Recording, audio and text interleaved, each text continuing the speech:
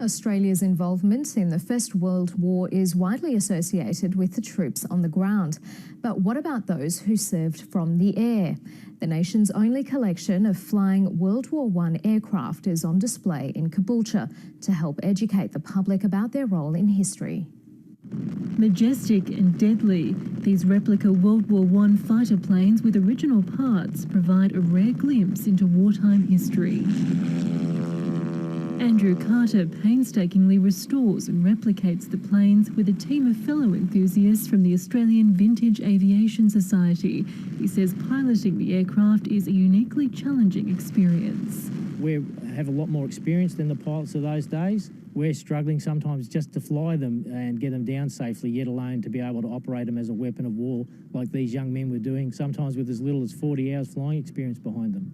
I have a whole new respect for them. A respect he hopes to pass on to others by displaying the aircraft and educating the public about Australia's role in air warfare. This is the SE-5A, and this one has been painted to represent that flown by Lieutenant Frank Elbury, who was a fascinating Australian who actually lost a leg in the Western Front. He petitioned King George V to remain in the military. He said, "If I can't walk, I will fly." And fly he did, joining 2 Australian squadrons during World War I and quickly becoming a fighter ace. That's no easy feat when you only have one leg. I need 2 legs. I can't do it with one. You do need to use the rudder a lot, and the rudder is controlled by your feet. So he would have had a stirrup round his left foot, and he would have had to push and pull with both that, and that would be very fatiguing.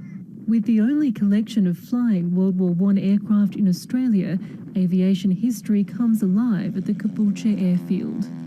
A great deal's been made about Australia's role on the ground war, but very few people understand that Australia played a significant part in the air war. Australia had its own flying corps, we had our own aces, and we played a very major part in both the Middle East and in the Western Front.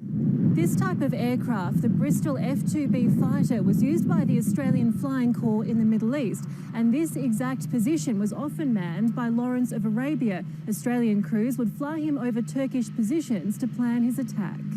The aircraft will be on display this weekend in the lead-up to Anzac Day commemorations.